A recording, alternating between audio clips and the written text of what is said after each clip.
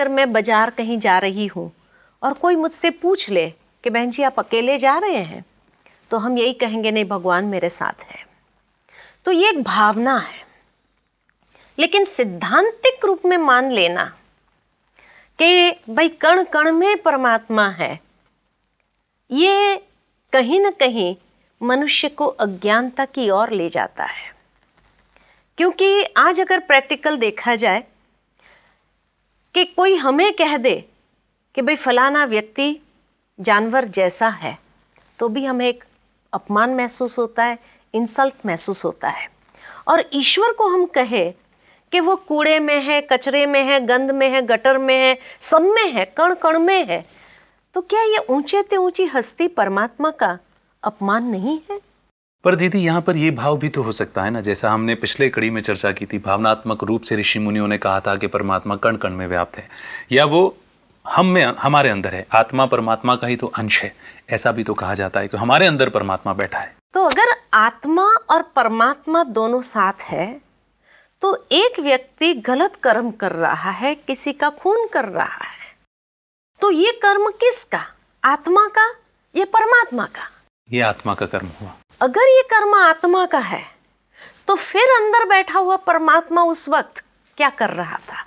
क्या सर्वशक्तिमान के पास इतनी भी शक्ति नहीं कि एक आत्मा को गलत कर्म करने से रोक सके? पर दीदी ऐसा सुना है कि परमात्मा कभी भी आत्माओं के, मनुष्य आत्माओं के कर्म में आड़े नहीं आता, बीच में नहीं आता। ठीक है, ये बात भी आपकी सही है कि चलो परमात्मा किसी के कर्मों में इंटरफियर न करे। लेकिन आज मान लो कि जैसे घर में माता पिता है, बच्चे हैं, और माता पिता सामने बैठे हैं, बच्चे किसी बात को लेकर के आपस में झगड़ा करने लग जाए, तो क्या माता पिता देखते रहेंगे कि उसका कर्म वो जाने, हमें इंटरफियर नहीं करना चाहिए, या छुड़ाएंगे? क्या करेंगे? छुड़ाते तो हैं, बताते तो हैं कि ये गलत है, ये सही है। हाँ, तो जब एक शारीरिक माता पिता एक जन्म के वो भी बच्चों को आपस में लड़ते हुए नहीं देख सकता है, तो परमात्मा तो दया का सागर, करुणा का सागर, प्यार का सागर, तो वो क्या बच्चों को आपस में लड़ते हुए, गलत कर्म करते हुए देख सकता है? नहीं, नहीं देख सकता है। आज देखो, कोई किसी को कोई बात पूछता है या बताता है और उसको मालूम नहीं होती है, हाँ जी, तो नेचुरल रूप में भी मनुष्य यही कह देता है, भाई ऊपर वाला जाने, तुम उस झंझट में क्यों पड़ते हो, छोड़ दो, कहेंगे ना? हाँ जी। कभी गलती से भी हमने ये नहीं कहा नीचे वाला जाने, ऊपर वाला जाने।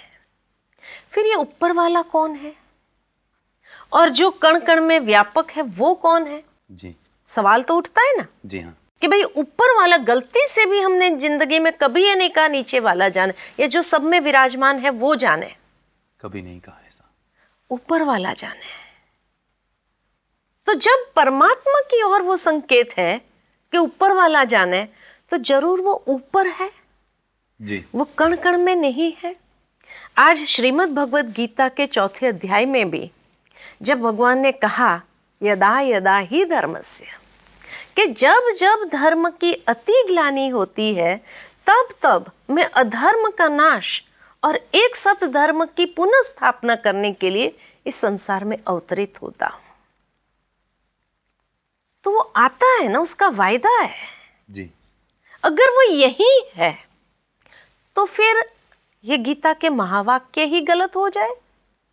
अगर वो यही है, तो फिर कौन आएगा? अगर वो यही है, तो इसके होते इतने अधर्म क्यों? होना ही नहीं चाहिए। परमात्मा जो गुणों में अनंत